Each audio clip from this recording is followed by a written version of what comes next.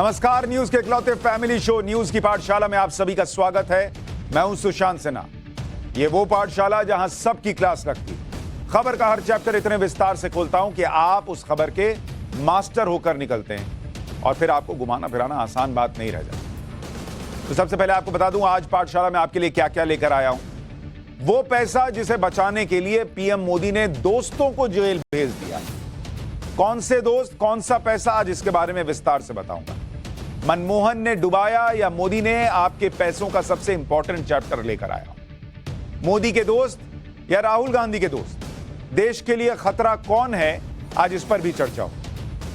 America में लाखों लोग अपने घर में घुस क्यों नहीं पा रहे हैं, आज इसकी भी बात होगी। औरंगजेब के सामने न झुकने वाले वीर साहिबजादों का चैप्टर भी खोलूंगा।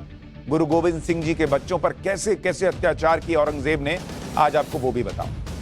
और आखिर में आज से हम एक बड़ा इंटरेस्टिंग सेगमेंट शुरू कर रहे हैं। घर में तुलसी का पौधा लगाने का साइंस क्या है, अध्यात्म और साइंस का क्या कनेक्शन है, इसको ढूंढने की कोशिश करेंगे। बहुत सारे लोग घर में तुलसी का पौधा लगाते हैं, उसके पीछे साइंस क्या है, आज आपको यह भी बताऊं। लेकिन पाठशाला में सबसे पहले दिन भर का रिवीजन, फिर पहली क्लास।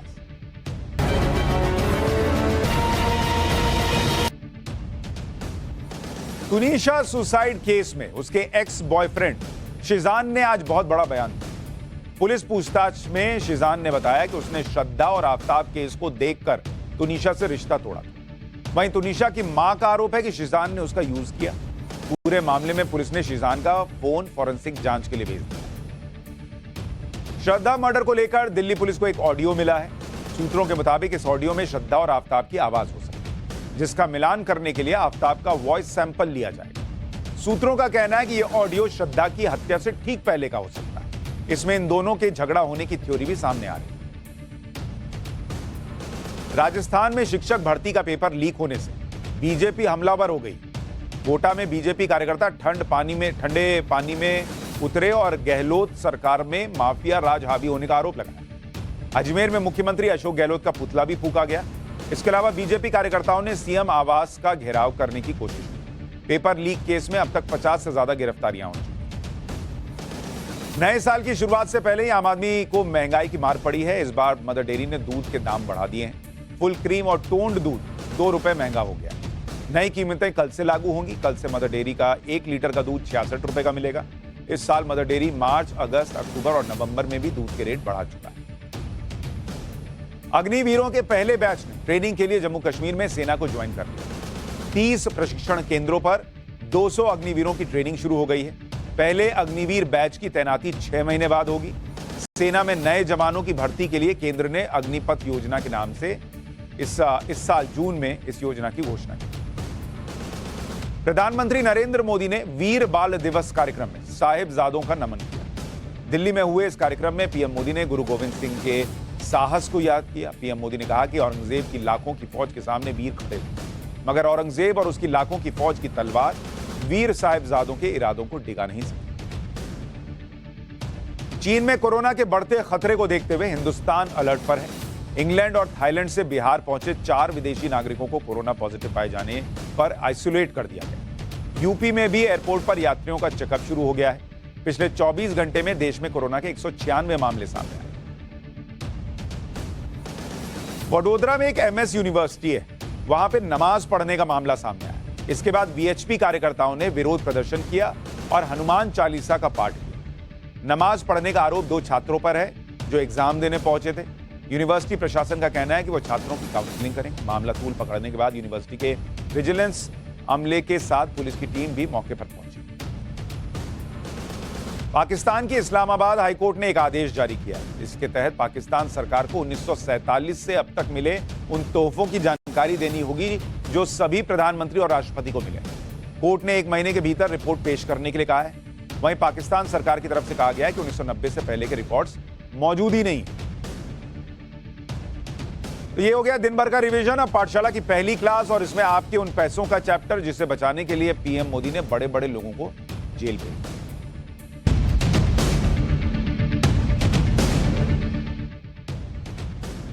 बीते कुछ दिनों से एक बड़े लोन फ्रॉड केस में धड़ाधड़ एक्शन हो रहा है। जिसे सूट बूट की सरकार विपक्ष कहता रहता है। आप सुनते हैं ना, हमेशा राहुल गांधी और उनके मित्र जो हैं वो कहते रहते हैं ये सूट बूट वालों की सरकार है। उसी suit boot, so called suit boot वाली सरकार ने बड़े बड़े लोगों को जेल भेजने में कोई हिचक नहीं दिखाई। लोन फ्रॉड केस में देश के बड़े उद्योगपति और वीडियोकॉन ग्रुप के चेयरमैन वेणुगोपाल धूत को अरेस्ट कर लिया गया। इससे पहले इसी केस में आईसीआईसीआई बैंक की पूर्व एमडी और सीईओ चंदा कोचर और उनके पति दीपक कोचर को अरेस्ट किया गया। अगर परिभाषा के हिसाब से चलिएगा तो ये सारे सूट बूट वाले लोग हैं। देखिए सूट बूट पहने हुए भी हैं फोटो, और ये वो लोग भी हैं जिनका कभी यूपीए के राज में डंका बजता, लेकिन आज ये सब जेल के अंदर। और ये जेल के अंदर क्यों हैं? इसकी वजह है यूपीए के राज में हुए बैंक लोन फ्रॉड का आरोप, वो केस जिसमें 3,250 करोड़ रुपए से ज्यादा की धोखाधड़ी का आरोप। आज मैं आपको इस केस के बारे में तो बताऊंगा ही, साथ ही आपके उन पैसों का चैप्टर भी खोलूंगा जिसमें आपको पता चलेगा कि आपके पैसों को मनमोहन ने डुबाया या मोदी ने, और मोदी के दोस्त या राहुल के देश के लिए खतरा कौन है। सबसे पहले अभी से शुरुआत करता हूं, फिर इतिहास में जाऊं।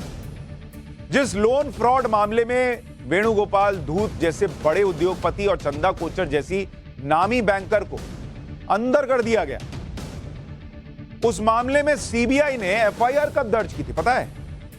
उसी सूट बूट वाली सरकार के समय, 2019 में। यूपीए के समय नहीं हुआ।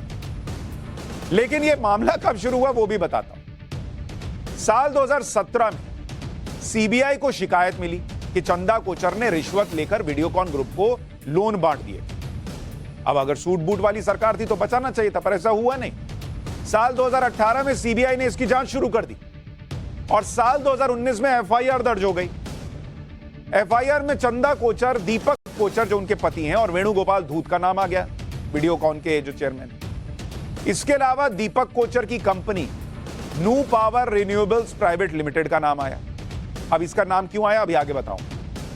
वेणुगोपाल धूत की company supreme energy, Videocon international electronics limited और वीडियोकॉन इंडस्ट्रीज लिमिटेड का भी नाम इस जांच में आया। सीबीआई ने सूट बूट वालों को छोड़ा नहीं, उसने इनके खिलाफ आपराधिक साजिश और प्रिवेंशन ऑफ करप्शन एक्ट के तहत केस दर्ज कर दिया। लोन फ्रॉड के इस हाई प्रोफाइल केस की कहानी शुरू लेकिन सूट बूट वाली सरकार में नहीं हुई। शुरू उस सरकार में हुई जिसके नेता अब सूट बूट वाली सरकार होने का आरोप लगा। लोन फ्रॉड के इस हाई प्रोफाइल केस की कहानी शुरू होती है साल 2009 में, जब यूपीए की सरकार। मई 2009 में आईसीआईसीआई बैंक ने चंदा कोचर को सीईओ बनाया और एमडी का पद भी दे दिया। उसी साल 26 अगस्त को वीडियोकॉन इंटरनेशनल इलेक्ट्रॉनिक्स लिमिटेड को 300 करोड़ का भारी भरकम लोन मंजूर हो गया। अब सुनिए आरोप क्या लगता है। 300 करोड़ का पहले लोन मिला। कहा जा रहा है कि 7 सितंबर 2009 को लोन वीडियोकॉन कंपनी को दिया गया। इस 300 करोड़ के लोन के अलावा साल 2009 में 2011 के बीच वीडियोकॉन ग्रुप को 1575 करोड़ रुपए के 5 हाई वैल्यू लोन और दे दिए गए। मतलब लगातार यह सब चलता रहा। आरोप है कि वीडियोकॉन ग्रुप को यह लोन बैंक की पॉलिसी और आरबीआई के नियमों को ताक पर रखकर दिया। अब सवाल यह, इतने बड़े बड़े लोन दिए जा रहे थे और इस देश के उस वक्त के प्रधानमंत्री जो इतने बड़े अर्थशास्त्री हैं रहे थे, जो एक समय में आरबीआई के गवर्नर भी रहे थे, उनको यह सब नहीं दिखा। अच्छा, उनको एक लोन का नहीं दिखा होगा, बाकी का तो दिखना चाहिए था, जिसके बारे में मैं अभी आपको आगे बताने वाला हूं। जाहिर सी बात है कि वीडियोकॉन ग्रुप ये मेहरबानी फ्री में तो नहीं कर रहा होगा, क्योंकि आरोप ऐसे ही नहीं लग रहे। अब खेल क्या हुआ सीबीआई की एफआईआर के मुताबिक, जरा उसको सुनिए। 7 सितंबर 2009 को वीडियोकॉन ग्रुप को 300 करोड़ का लोन मिला। अगले ही दिन 8 सितंबर यानी नेक्स्ट डे सीबीआई का आरोप है कि इस 300 करोड़ में से 64 करोड़ रुपए new power renewables private limited में निवेश कर दिए। मतलब आज लोन मिला और अगले दिन ही 64 करोड़ रुपया एक कंपनी में लगा दिए गए। कंपनी है न्यू पावर रिन्यूएबल्स। किसकी कंपनी है? चंदा कोचर के पति दीपक कोचर की कंपनी है। तो जो लोन दे रही है उसकी चेयरमैन और एमडी जो है चंदा कोचर, उनके पति के कंपनी में अगले ही दिन 64 करोड़ का निवेश कर देती है ये कंपनी लोन लेने के बाद। आरोप है कि वीडियोकॉन ग्रुप की कंपनी सुप्रीम एनर्जी के जरिए यह निवेश किया गया था और सुप्रीम एनर्जी में 99% हिस्सेदारी वेणुगोपाल धूत की। कमाल की बात यह है कि वीडियोकॉन इंटरनेशनल इलेक्ट्रॉनिक्स लिमिटेड ने बिना किसी सिक्योरिटी के, बिना किसी ब्याज के ये 64 करोड़ रुपए दीपक कोचर की कंपनी को दे दिए, जबकि 300 करोड़ रुपए का लोन वीडियोकॉन की कंपनी को इसलिए नहीं दिया गया था कि वो लोन की रकम किसी और कंपनी को दे दे। अब भाई लोन इसलिए थोड़ी मिलता है, आप मेरे से कहें कि भैया थोड़ा थोड़ा उधार देना और फिर आप मुझसे उधार लेके आप किसी और को उधार दे दें या किसी और में इन्वेस्ट कर दें। सीबीआई का एफआईआर में आरोप यह भी है कि वीडियोकॉन ग्रुप को 300 करोड़ रुपए का लोन मंजूर करने के बदले 64 करोड़ रुपए जो इन्वेस्टमेंट हुआ वो रिश्वत के तौर पर। साल 2009 में वीडियोकॉन ग्रुप को 300 करोड़ और फिर साल 2011 में 750 करोड़ का लोन आईसीआईसीआई बैंक ने दिया। इन दोनों लोन को मंजूर करने वाली सैंक्शनिंग कमेटी में चंदा कोचर भी थी। इसके बाद साल 2012 में भी वीडियोकॉन ग्रुप को 3,250 करोड़ रुपए का लोन दे दिया गया। अच्छा, जो लोन दिया जा रहा था उसमें से वापस कुछ नहीं आ रहा है, लेकिन लोन पे लोन चला जा रहा है। आरोप है कि चंदा कोचर के आईसीआईसीआई बैंक की मजबूत पोजीशन पर रहते हुए वीडियोकॉन ग्रुप की कंपनियों को जो लोन दिए गए उसमें से ज्यादातर लोन चुकाए नहीं गए और वो बैंक के लिए नॉन परफॉर्मिंग एसेट्स एनपीए बन गए, जिससे बैंक को 1730 करोड़ रुपए का नुकसान हुआ। यारों, सीबीआई की एफआईआर और अब तक की जांच के मुताबिक इस लोन फ्रॉड की पूरी कहानी पहले ही रची गई। चंदा कोचर और उनके पति दीपक कोचर के साल 1994 से वीडियोकॉन ग्रुप के मालिक वेणुगोपाल धूत से अच्छे संबंध। चंदा कोचर ने यह बात ना तो आईसीआईसीआई बैंक को बताई और ना ही खुद को उन कमिटीज से दूर रखा जो वीडियोकॉन ग्रुप की कंपनियों का लोन मंजूर कर रही थी। भाई, कायदे से आपका कोई जानकार है जिसको सालों से जानते हैं, उसको लोन देने की बारी तो आपको कहना चाहिए कि भाई मैं दूर रहूंगी। क्या आरोप लग रहा है कि भाई आपको दूर रहना चाहिए? आप वहां होंगी तो भाई फेवरिज्म का आरोप तो लगेगा भाई, जिसको इतने साल से जान रहे, हो सकता है लोन जान पहचान के नाम पे दे दिया हो। साल 1996 से 2016 तक चंदा कोचर मुंबई के जिस फ्लैट में रह रही थी वो भी वीडियोकॉन ग्रुप का था। साल 2016 में इस फ्लैट को चंदा कोचर के फैमिली ट्रस्ट ने वीडियोकॉन ग्रुप से सिर्फ 11 लाख रुपए में खरीद लिया, जबकि फ्लैट की कीमत 5 करोड़ से ज्यादा बताई गई। कहा गया है आरोप में कि साल 1996 में यह फ्लैट 5 करोड़ 25 लाख में बिका था, 1996 में। अच्छा, एक वक्त था जब बैंकिंग की दुनिया में चंदा कोचर बहुत बड़ा नाम हुआ करती। साल 2009 में सबसे बड़े प्राइवेट बैंक को संभालने वाली वो पहली भारतीय महिला बनी थी। अच्छा, जिस सरकार को सूट बूट वाली बताया जाता है उसके समय तो जेल जाना पड़ रहा है, लेकिन जो सरकार बहुत साफ थी अपने हिसाब से, उसके वक्त जो लोग आज जेल जा रहे हैं उन्हें यूपीए सरकार के वक्त 2010 में पद्म भूषण दिया जा रहा था। चंदा कोचर को पद्म भूषण मिला था भाई। साल 2015 में टाइम मैगजीन ने उन्हें 100 सबसे प्रभावशाली लोगों की लिस्ट में शामिल किया था, लेकिन आरोपों की वजह से 4 अक्टूबर 2018 में चंदा कोचर को आईसीआईसीआई बैंक से इस्तीफा देना पड़ा। सुप्रीम कोर्ट के रिटायर्ड जज बीएन श्रीकृष्णा को इस मामले की जांच सौंपी गई थी। जांच कमेटी ने चंदा कोचर को नियमों के उल्लंघन का दोषी पाया। दोषी पाए जाने पर चंदा कोचर को पद छोड़ने पर मजबूर होना पड़ा। अब मैं आता हूं कि ये तो आपको अभी क्या चल रहा है वो सब, लेकिन इसका एक इतिहास भी। भाई, बैंकिंग सेक्टर जो होता है ना, वो किसी देश की रीढ़ होता है, क्योंकि बैंक का पैसा थोड़ी है। हमारा आपका पैसा बैंक में रखा होता है, जिसको बैंक घुमा रहा होता है, इसको लोन दिया, उससे लिया, उससे दिया, ऐसे करके चल रहा होता है। अगर बैंक डूब जाए, बैंकिंग सेक्टर डूब जाए, तो देश डूब सकता है।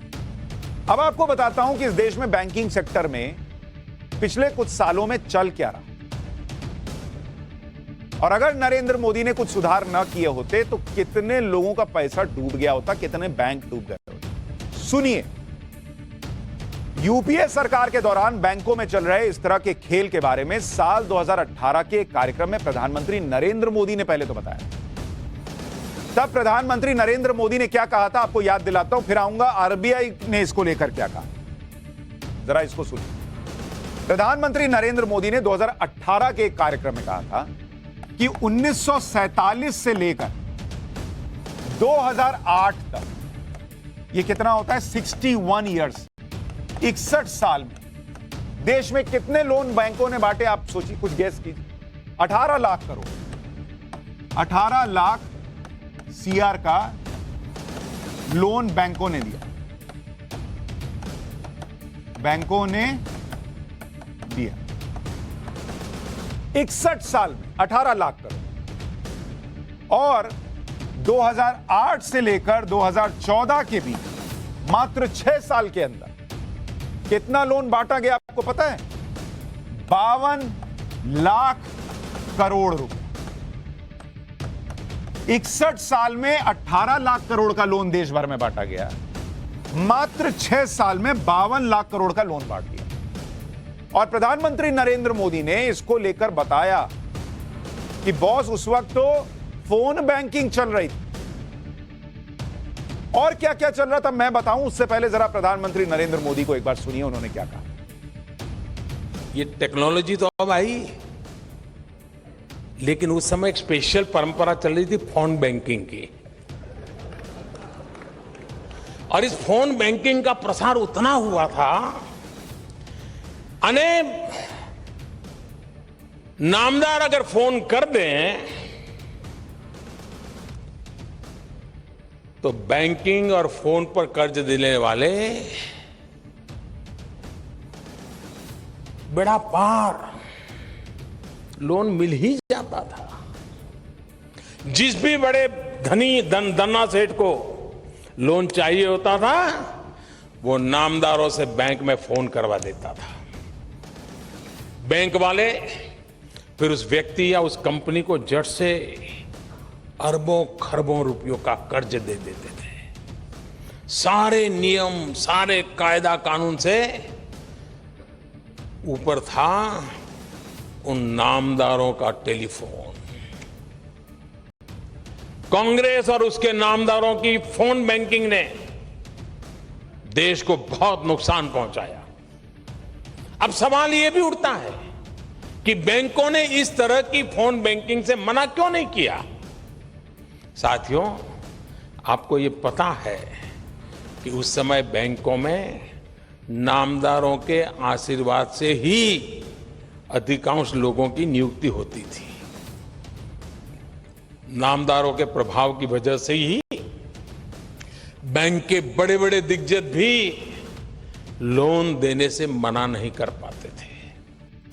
भाई पहले समझिए लोन रिस्ट्रक्चरिंग होती क्या? लोन रिस्ट्रक्चरिंग तब की जाती है जब लोन लेने वाले के लिए लोन चुकाना मुश्किल हो रहा है। ऐसे में बैंक या जिससे लोन लिया गया है उससे लोन की शर्तों को बदलने के लिए कहा जाता है, जिससे लोन लेने वाले को लोन चुकाने में थोड़ी मदद मिल जाए। मतलब जैसे आपने मेरे से पैसा ले लिया, मुझे कहा यार सुशांत मैं पैसा नहीं दे पा रहा हूं, अच्छा एक काम करता हूं, मैं तुम्हारी मदद करता हूं, तो मेरे को थोड़ा एक काम करो, अगले साल पैसा दो, अभी मत, मुझे एक साल का समय मिल गया, तो कुछ ना कुछ फेरबदल होगा, कुछ कम कर देंगे, कुछ बढ़ा देंगे, कुछ समय बढ़ा देंगे, कुछ परसेंट कम, कुछ इस तरह का करें। बैंक ऐसा इसलिए करते हैं जिससे लोन देने वाला डिफॉल्ट ना हो और बैंकों का पूरा पैसा ना डूब जाए। इसलिए लोन रिस्ट्रक्चरिंग का सहारा लिया जाता है और सालों से लिया जा रहा है, तो सुनने में कुछ बुरा नहीं लगता। लेकिन यूपीए के जमाने में बैंकिंग सेक्टर में जिस गड़बड़ी के आरोप लगते हैं, जिस तरह से पीएम मोदी ने कहा कि अंधाधुंध लोन बांट दिए गए, वो बात आरबीआई की रिपोर्ट से भी साफ होती है। आपको आरबीआई के रिपोर्ट से आंकड़े बताता हूं कि आरबीआई की जानकारी क्या कहती है, किस तरह से लोन बांटे गए। ये आरबीआई का डेटा है बॉस, इसको जरा देखिए। और फिर आरबीआई ने खुद क्या कहा था लोन रिस्ट्रक्चरिंग को लेकर, अभी बताऊंगा। आरबीआई ने क्या कहा कि मार्च 2009 तक कितना लोन बांटा गया? 27 लाख करोड़ का लोन बांटा गया।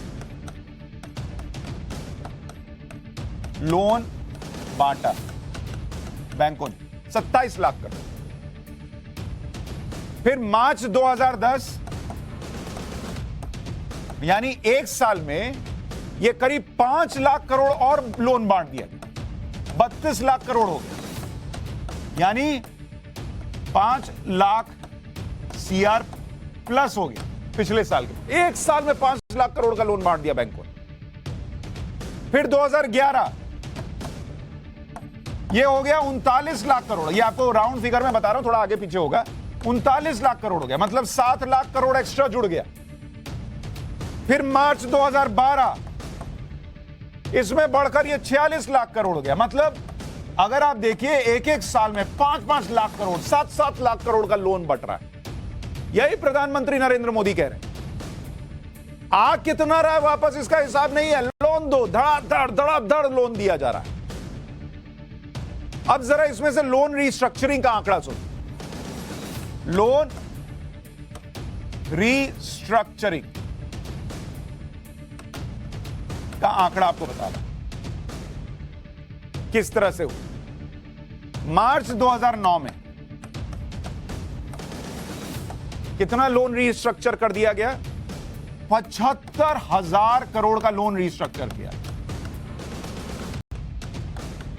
75,000 करोड़ कि ठीक है तुम बाद में दे देना, तुम ऐसे दे देना, तुम वैसे दे देना।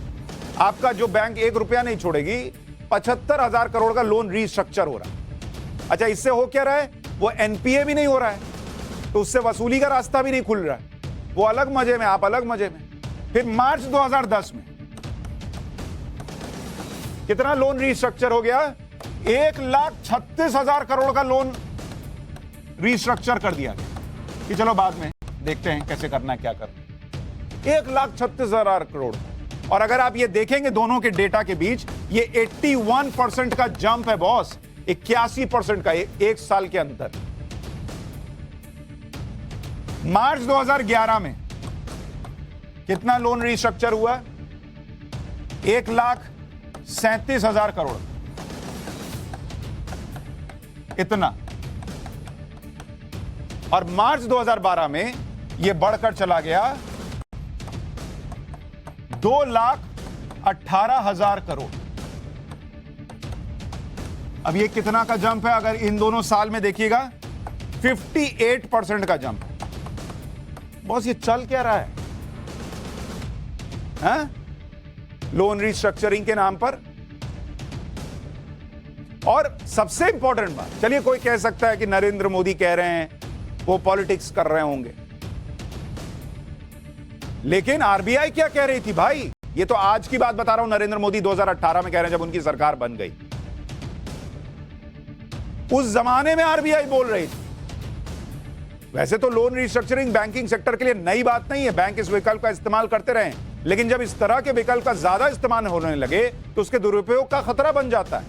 और यूपीए के राज में इसी खतरे की बात 2012 में उस वक्त के आरबीआई के डिप्टी गवर्नर ने खुद कही थी। तब डिप्टी गवर्नर केसी चक्रवर्ती ने कहा था कि कुछ खास लोगों के लिए पक्ष में कॉर्पोरेट डेट रिस्ट्रक्चरिंग सिस्टम का इस्तेमाल हो रहा है। कुछ खास लोगों के लिए सही नीति ना अपनाने की वजह से सीडीआर यानी कॉर्पोरेट डेट रिस्ट्रक्चरिंग बढ़ रही है।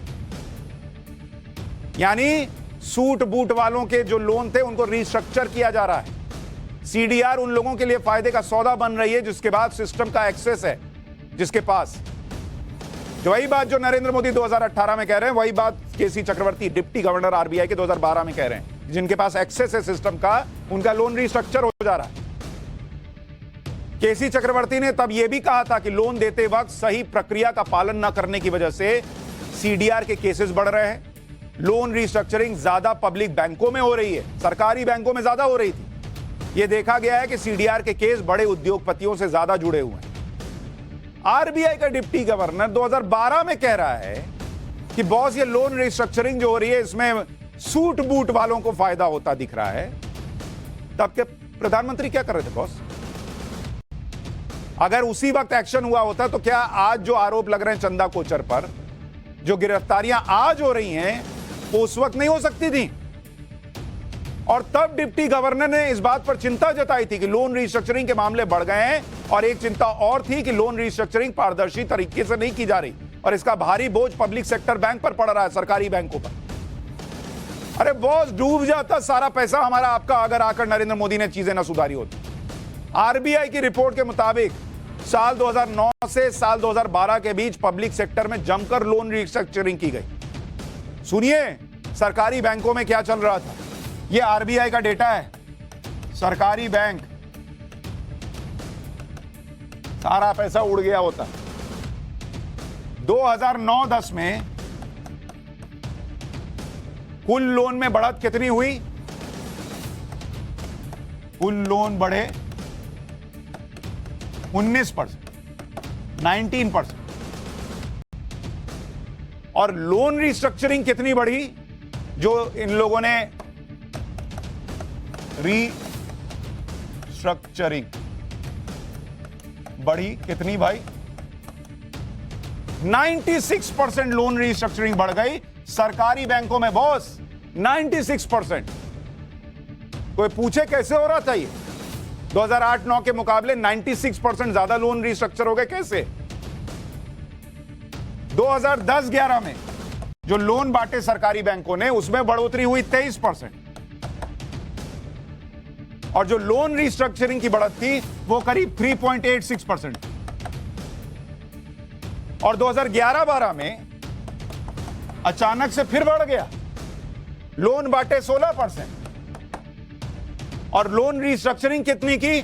58%। अब आप इस गैप को समझिए, कहां एक तरफ 96% बढ़ रहा है, एक साल में मात्र 4%, और फिर एकदम से 58% बढ़ जा रहा है। कोई मैच ही नहीं है। 96, 58 और बीच में 4%। जो लोग सूट बूट की सरकार के आरोप लगाते हैं उन्हें आज 2012 में आरबीआई के डिप्टी गवर्नर का ही दिया आंकड़ा दिखा कि रीस्ट्रक्चरिंग करने में कैसे सूट बूट वालों का ध्यान रखा जा रहा था और छोटे उद्योग हो या फिर किसान हो या फिर दूसरे बिजनेस करने वाले हो, उन पर ध्यान नहीं दिया गया। यह आरबीआई का डेटा है बॉस। सूट बूट वालों की सरकार अभी की बताई जाती है। यह नरेंद्र मोदी सरकार सूट बूट की सरकार है, यही सुनते हैं ना आप। सूट बूट वालों का लोन कैसे रीस्ट्रक्चर हो रहा था सुनिए। मार्च 2009 से लेकर 2012 के बीच इस कार्यकाल में कुल लोन के जो रेशियो में रीस्ट्रक्चर्ड लोन उसमें इंडस्ट्री सेक्टर इनका कितना लोन रिस्ट्रक्चर हुआ आपको पता है? 8.24%, मतलब करीब 8.25%, सबसे ज्यादा। और जो किसान है बेचारा, एग्रीकल्चर सेक्टर, उसका कितना लोन हो रहा था? 1.45% लोन रिस्ट्रक्चर हो रहा था। सर्विस सेक्टर इनका करीब 3.99, मतलब करीब 4%। अच्छा, लोन रिस्ट्रक्चरिंग के लिए कहा गया जाता है कि भाई उस वक्त थोड़ा मंदी वंदी आ गई तो बड़ी परेशानी थी। तो बॉस, मंदी अगर आ गई तो परेशानी किसान को ज्यादा होगी, सर्विस सेक्टर को ज्यादा होगी कि बड़े बड़े इंडस्ट्री को ज्यादा होगी? सूट बूट वालों का आप लोन जो है रिस्ट्रक्चर करके उसको राहत दे रहे हैं 8.25%, और जो बेचारा किसान है उसका 1.5% भी लोन रिस्ट्रक्चर नहीं हो रहा है। सर्विस सेक्टर वालों का करीब 4% हो रहा है, और सूट बूट वाले यहां आराम से लोन रिस्ट्रक्चर करा के बैठे हैं मंदी का हवाला देकर या दूसरी बातें कहकर। और कहा जाता है सूट बूट की सरकार 2014 के बाद आई। देखिए आंकड़ा आपकी आंख के सामने। देश के बैंकिंग सिस्टम को सुधारने के लिए 2014 के बाद नरेंद्र मोदी ने काम करना शुरू किया, और वो काम ना हुआ होता तो बैंक में आपका पैसा सड़ गया होता, कुछ नहीं लौट कर आता, बैठे रह जाते आप। 50 करोड़ लोन से ज्यादा के हर लोन की समीक्षा करवानी शुरू की नरेंद्र मोदी ने। लोन की शर्तों का कड़ाई से पालन हो यह सुनिश्चित किया। फोन पे लोन नहीं मिलेगा बोल दिया, बंद करो ये फोन बैंकिंग। बैंकों की बैलेंस शीट में एनपीए को दबाया छिपाया नहीं जाएगा, यह बोला गया। निकालो सारा कचरा बाहर, इसको साफ करो। पब्लिक सेक्टर बैंक में रिफॉर्म किए गए। 50 करोड़ से ज्यादा लोन लेने वालों की पासपोर्ट डिटेल, जिससे वो आसानी से देश छोड़कर न भाग सके। बैंकिंग सेक्टर में होने वाली बड़ी अपॉइंटमेंट में ज्यादा ट्रांसपेरेंसी लाई गई। टेक्नोलॉजी के ज्यादा इस्तेमाल पर जोर दिया गया। डिजिटाइजेशन ऑफ बैंकिंग पर जोर दिया गया। इसके अलावा फ्यूजिटिव इकोनॉमिक्स ऑफेंडर कानून लाया गया। खुद भगोड़े अपनी संपत्ति की नीलामी में भाग न ले सकें, इसकी व्यवस्था की गई। पब्लिक सेक्टर के बैंकों का मर्जर किया गया। जिनको एकदम जर्जर करके चले गए थे उनको मर्जर करके बचाया गया। बैंकरप्सी कोड और नेशनल कंपनी लॉ ट्रिब्यूनल के जरिए एनपीए की रिकवरी तेज की गई। इतना लोन बांट के चले गए, तुम भी लो, अरे आओ चुन्नू तुम भी लो, आओ मुन्नू तुम भी लो। वो चुन्नू मुन्नू से सारा लोन अब आके जाके जो है वो एनपीए जो हुआ उसको अब वसूला जा रहा है। 12 सबसे बड़े डिफॉल्टर्स जिन्हें यूपीए के टाइम लोन दिया गया, उनके खिलाफ एक्शन तेज किया गया और उस एक्शन का नतीजा यह हुआ कि नरेंद्र मोदी सरकार में जो इंसॉल्वेंसी एंड बैंकरप्सी कोड आया 2016 में, उसके बाद 480 मामलों में रिकवरी देखिए कितनी हुई। तब लोन बांटा जा रहा था, अब लोन लाओ लौटाना पड़ेगा। 480 मामले और इसमें मार्च 2022 तक का आंकड़ा है। कितनी रिकवरी हुई? 2,34,000 करोड़। इतनी की रिकवरी हो गई बॉस कि लेके बैठो मत, पैसा वापस लो। संसद में सरकार ने बताया कि आरबीआई ने बैड लोन रिकवर करने में बैंकों की मदद की और कुल 8 साल में अगर आप देखेंगे 8 साल में कितना बैड लोन रिकवर हुआ?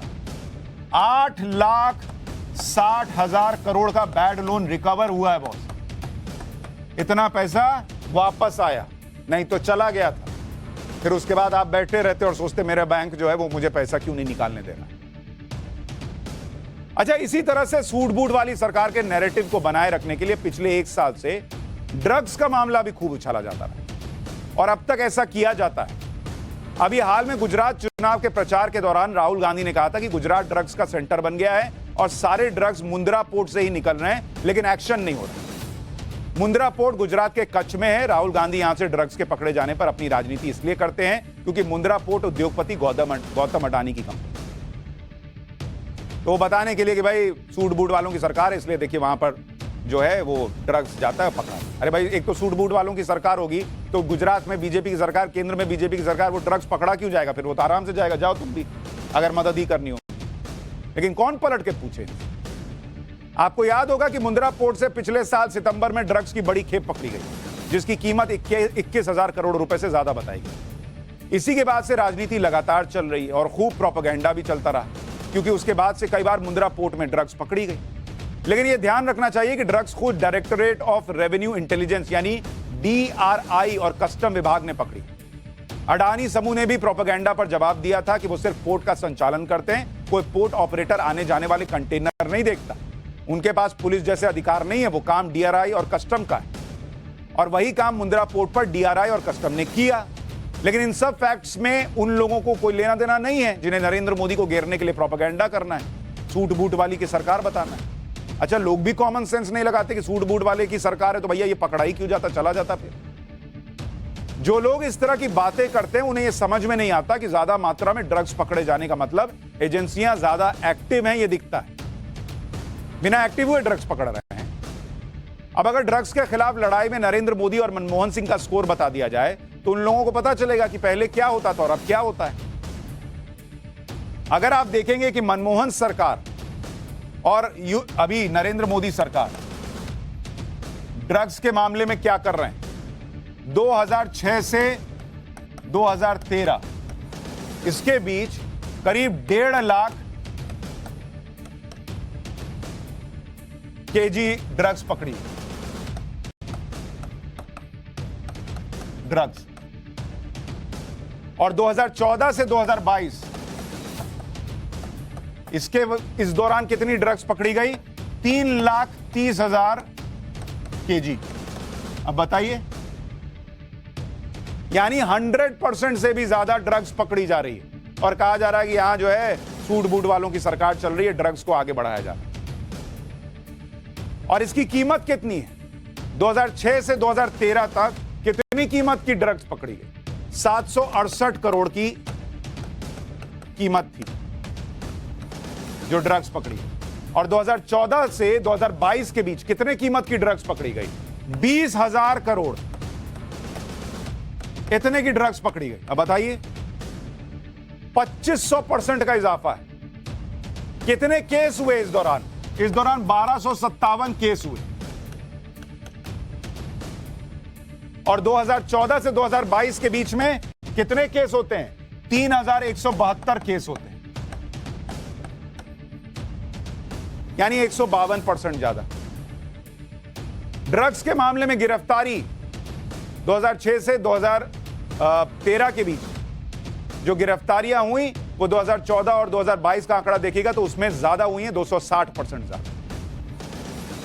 लेकिन नहीं, सूट बूट की सरकार है। बॉस देखिए, सूट बूट की सरकार है, नहीं है, पब्लिक को सब दिखता है। दिक्कत यह है कि यही सूट बूट की सरकार है, सूट बूट की सरकार है, ये बोल बोल कर, याद कीजिए, वो 3 कृषि कानून जो इस देश के किसानों के लिए फायदे के हो सकते थे, उनके मन में यही नैरेटिव भर दिया गया कि सूट बूट वालों को फायदा देने के लिए सरकार ये कानून लाई। और आखिरकार वो कानून वापस हो गए और किसानों की जिंदगी नहीं पलट पाई। इसलिए ये नैरेटिव खतरनाक है और ये नैरेटिव बनाने वाले खतरनाक है। सूट बूट वालों का असल दोस्त कौन था वो आपको बताया, और आज किसके दोस्त खतरनाक है वो आपको जानना चाहिए। ये देश के लिए खबर थी। पाठशाला में अब अमेरिका का वो चैप्टर जहां लोग अपने घर ही नहीं ढूंढ पा रहे, जहां लोग अपने घर में घुस नहीं पा रहे। ऐसा क्यों हो रहा है? अमेरिका में ऐसा क्या हो गया है? अब इसी का चैप्टर।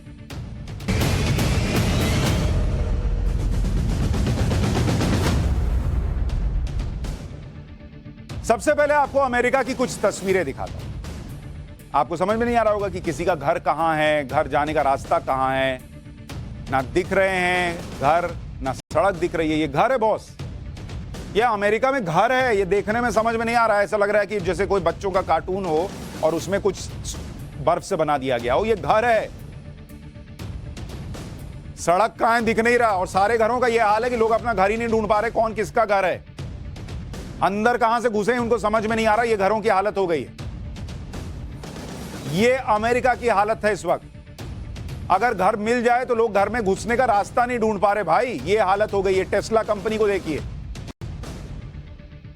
ये आजकल अपना एलन मस्क जितनी गर्मी दिखा रहे हैं ट्विटर पर, उसकी 10% भी गर्मी दिखाएं तो कुछ बर्फ पिघल जाए। ये देखिए हालत। ये अमेरिका में इतनी बर्फबारी हो गई है भाई, रिकॉर्ड तोड़। और करीब करीब पूरे अमेरिका में यही हाल है। अमेरिका में स्नो बम फूट गया एक तरीके से, वहां भयंकर बर्फीला तूफान आया हुआ है। घर, ऑफिस, सड़क, दुकान, बाजार, फैक्ट्री सब बर्फ के नीचे हैं भाई। ये देखिए, इसमें कहां दरवाजा है दिख ही नहीं रहा है भाई।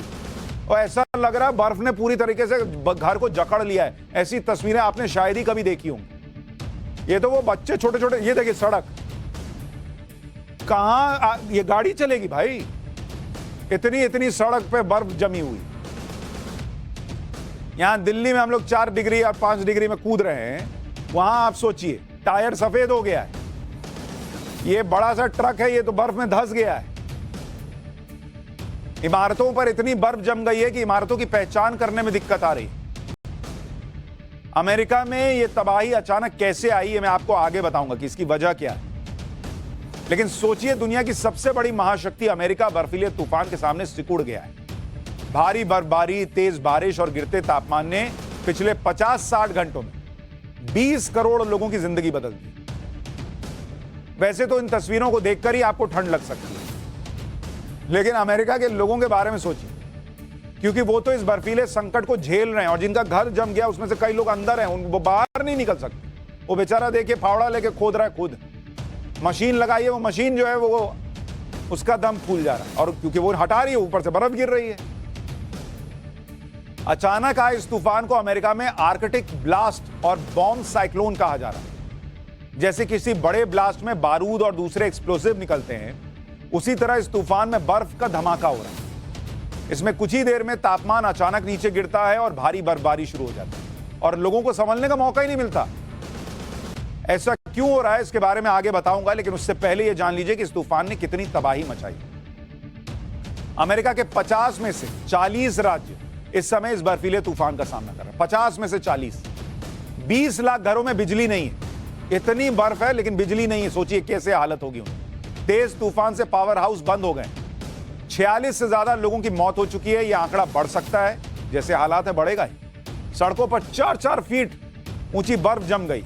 4-4 फीट। आप सोचिए, कोई अगर 5 फुट का आदमी है तो सिर्फ गर्दन बाहर रहेगी, पूरा नीचे बर्फ। इतनी बर्फ।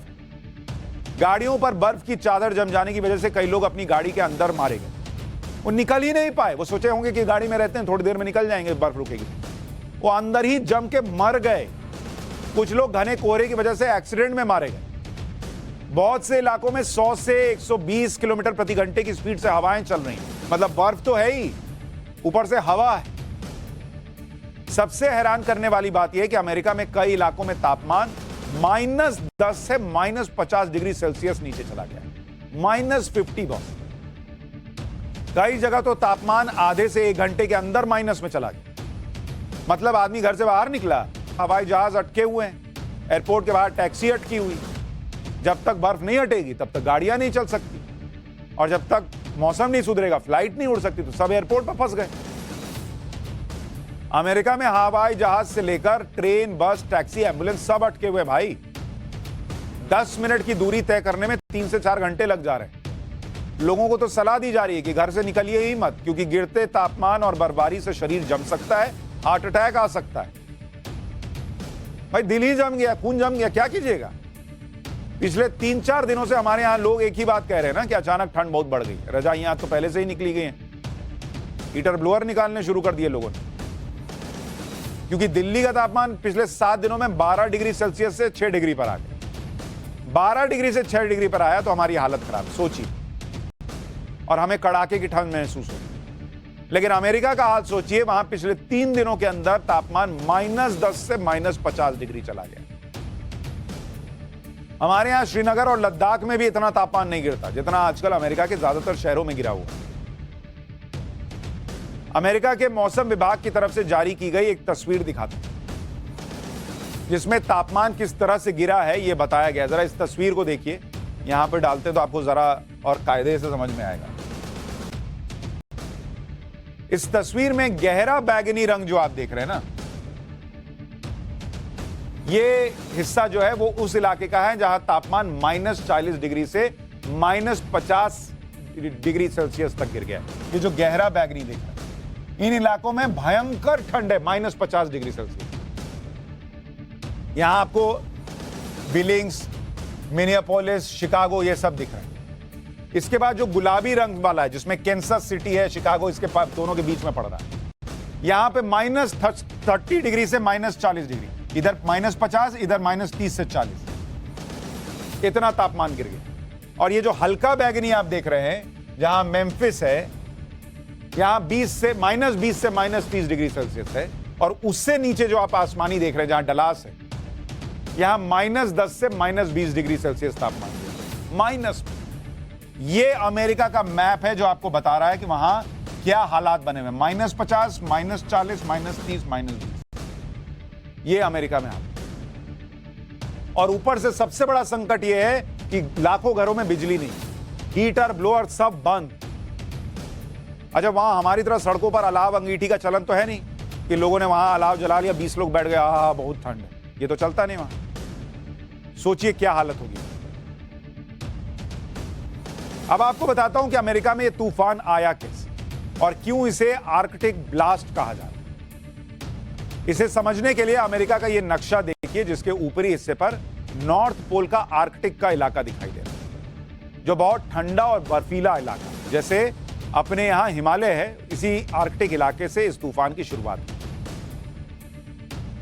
जो ऊपर आप हिस्सा देख रहे हैं, जो गोला लगा हुआ है लाल, वो आर्कटिक हिस्सा है। तो वहीं से बर्फीली हवाएं आई, जिसने पूरे कनाडा, अमेरिका, ये सब हिस्सा जो देख रहे हैं, इधर तबाही मचाई। पिछले 3-4 दिनों में आर्कटिक इलाके से तेज हवाएं अमेरिका की तरफ आ रही। जब ये बर्फीली हवा नमी वाली सामान्य हवा से टकराती है तो वो भी बहुत ठंडी हो जाती है, जिससे बर्फबारी शुरू हो जाती है और अमेरिका का तापमान अचानक नीचे चला गया। अमेरिका में ज्यादातर इलाकों में तापमान औसत से बहुत नीचे, कई इलाकों में सिर्फ 30 मिनट के अंदर तापमान 10 से 20 डिग्री चला गया नीचे। कई इलाकों में रात का तापमान -57 डिग्री सेल्सियस चला गया। अमेरिका में सर्दियों के मौसम में आर्कटिक ब्लास्ट का होना एक सामान्य घटना है, लेकिन इस बार जेट स्ट्रीम हवाएं चलने की वजह से स्थिति भयावह और भयानक हो गई। इससे पहले 1983 में कोल्ड स्नैप्स और 2014 में आए पोलर वॉर्टेक्स के में तापमान इतना नीचे गिरा था, तब भी -40 डिग्री सेल्सियस तक गया था। इस बार -50 पार कर गया। हालांकि अब अगले कुछ दिनों में पारा सामान्य की ओर बढ़ेगा, ऐसा माना जा रहा है। इसके बाद तापमान बढ़ेगा और तूफान धीरे धीरे खत्म हो जाएगा, लेकिन तब तक यह अमेरिका के लिए बहुत नुकसान पहुंचा देने वाला समय है। अब सोचिए, सर्दियों में अमेरिका का ये हाल है और अमेरिका के राष्ट्रपति जो बाइडेन चाहते हैं कि ऐसे ही सर्दियों में यूक्रेन के लोग बिना बिजली बिना पानी के रूस से लड़ते रहे। शायद ऊपर वाला उनको समझा रहा है कि सोचो यूरोप और यूक्रेन पर क्या बीत रही होगी, जब आपके यहां के लोगों पर बीत रही है तो आप उनको समझ में आएगा कि बिना बिजली के इतने ठंड में रहना क्या होगा। पाठशाला में अब हिस्ट्री की क्लास, जिसमें औरंगजेब के सामने न झुकने वाले साहिबजादों का चैप्टर खोल रहा हूं और बताऊंगा कि औरंगजेब ने गुरु गोविंद सिंह जी के बच्चों पर कैसे कैसे अत्याचार किए।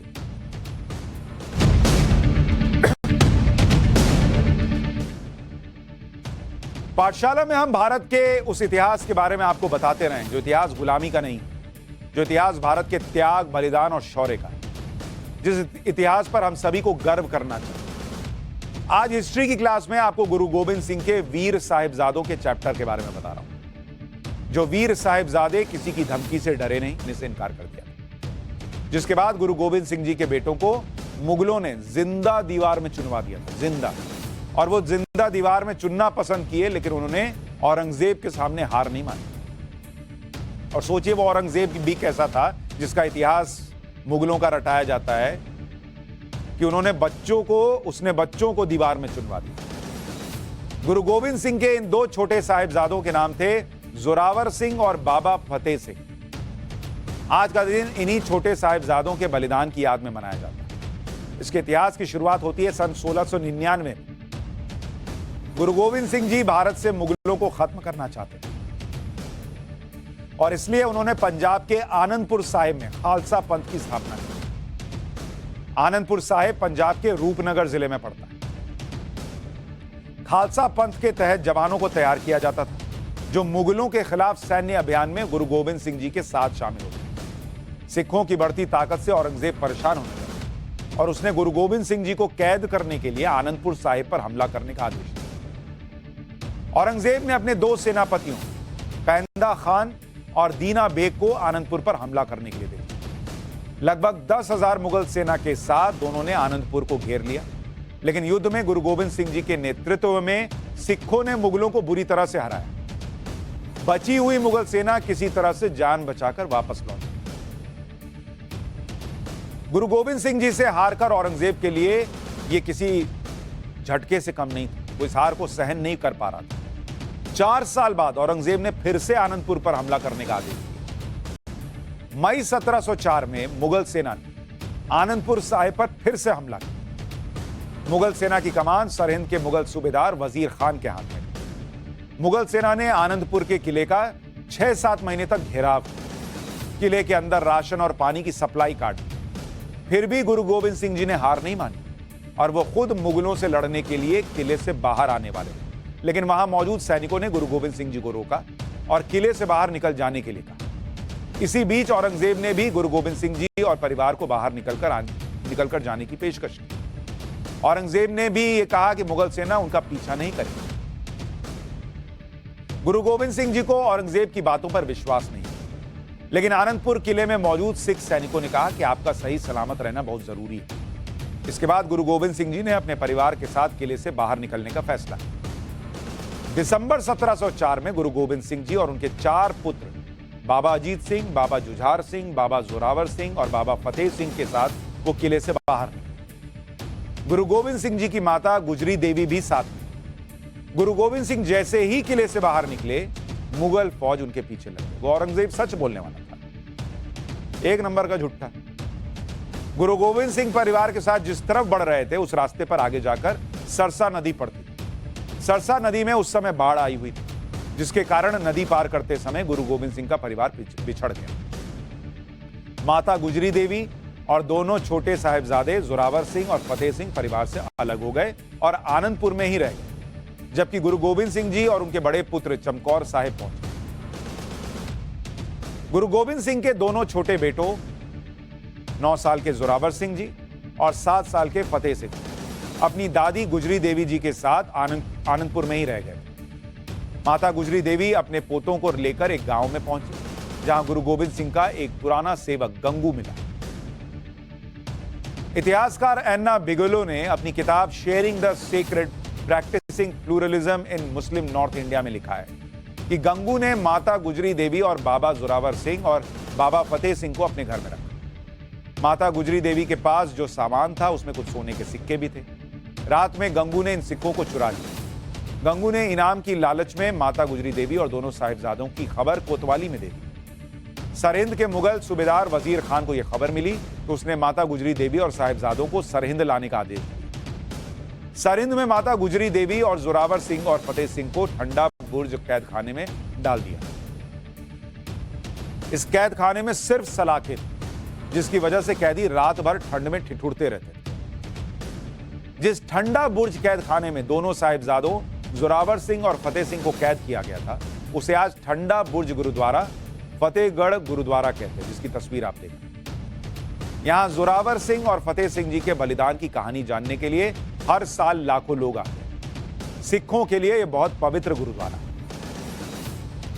गुरु गोविंद सिंह जी के छोटे पुत्र वजीर खान की कैद में थे और ऐसे हालात में भी गुरु गोविंद सिंह जी मुगलों से युद्ध लड़ रहे थे। गुरु गोविंद सिंह के पीछे मुगल सेना भी चमकौर साहिब तक पहुंच गई। 22 दिसंबर 1704 को मुगल सेना और सिखों के बीच चमकौर में युद्ध हुआ। संख्या में कम होने के बाद भी गुरु गोविंद सिंह जी ने सिख सेना में जोश भरा, जिसके बाद सिख सेना ने मुगलों पर जोरदार हमला किया और इसी युद्ध में गुरु गोविंद सिंह जी के दोनों बड़े पुत्र बाबा अजीत सिंह और बाबा जुझार सिंह मुगल सेना को भारी नुकसान पहुंचा। आखिर में युद्ध लड़ते लड़ते गुरु गोविंद सिंह जी के दोनों बड़े पुत्रों ने अपने जीवन का बलिदान दिया। उस समय गुरु गोविंद सिंह जी के बड़े पुत्र अजीत सिंह जी की उम्र 17 साल और जुझार सिंह की उम्र 14 साल, मात्र 14 साल। इतनी कम उम्र में ही अपने पिता के सिद्धांतों और धर्म की राह पर चलते हुए दोनों ने बलिदान की मिसाल पेश की। गुरु गोविंद सिंह जी के दोनों छोटे पुत्र साहिबजादा जोरावर सिंह और फतेह सिंह मुगल सूबेदार वजीर खान की कैद में थे। उधर गुरु गोविंद सिंह जी की माता गुजरी देवी भी ठंडा बुर्ज में अपने दोनों पोतों के साथ कैद में थी। माता गुजरी देवी को इस बात की आशंका थी कि मुगल धर्म परिवर्तन के लिए दबाव डालेंगे। माता गुजरी देवी दोनों साहिबजादों को उनके पिता गुरु गोविंद सिंह जी और दादा गुरु तेग बहादुर सिंह की कहानियां सुनाती। दोनों बालकों को धर्म की राह पर अडिग रहने के लिए प्रेरित करती थी। आगे जो होने वाला है यह सोचकर माता गुजरी देवी दोनों साहिबजादों को तैयार कर रही थी। दोनों की उम्र सिर्फ 9 साल और 7 साल की, लेकिन इतनी छोटी उम्र के बाद भी दोनों वीर पुत्रों ने अपनी दादी से वादा किया कि वो अपने पिता और अपने कुल की इज्जत पर दाग नहीं लगने देंगे और अपने धर्म पर हमेशा अडिग रहेंगे। ठंडा बुर्ज की कैद में रहने के बाद 25 दिसंबर 1704 को दोनों साहिबजादों जोरावर सिंह और फतेह सिंह को सरहिंद के मुगल सूबेदार वजीर खान के सामने लाया गया। मुगल सूबेदार वजीर खान के सामने आने के बाद गुरु गोविंद सिंह जी के बेटों जोरावर सिंह और फतेह सिंह ने वाहे गुरु जी का खालसा, वाहे गुरु जी की फतेह और जो बोले सो निहाल, सत श्री अकाल का नारा बुलंद किया। इतने छोटे बच्चों की बहादुरी से वजीर खान के दरबारी भी हैरान रहे। औरंगजेब की इच्छा थी कि गुरु गोविंद सिंह जी के दोनों बच्चे अगर इस्लाम कबूल कर लेंगे तो यह गुरु गोविंद सिंह जी के लिए बहुत बड़ा झटका साबित होगा।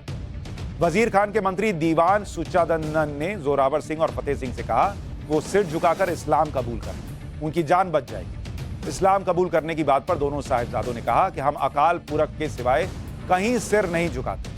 हम अपने दादाजी की कुर्बानी को व्यर्थ नहीं जाने देंगे, जिन्होंने धर्म के नाम पर अपना शीश कटाना उचित समझा मगर इस्लाम कबूल नहीं।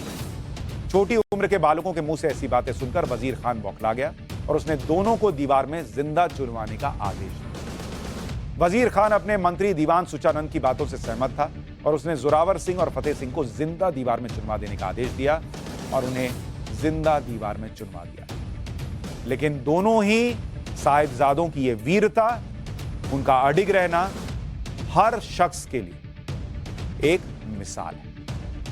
पाठशाला में अब एक छोटा सा ब्रेक ले रहा हूं। इसके बाद आपको उस नई क्लास में लेकर चलूंगा जहां हम हिंदू धर्म की परंपराओं, आस्था और मान्यताओं और उनसे जुड़े विज्ञान के बारे में आपको बताना शुरू कर रहे हैं। आज आपको बताएंगे कि घर में तुलसी का पौधा लगाने के पीछे का साइंस क्या है। एक छोटा सा ब्रेक लेकर लौट रहा हूं, उसके बाद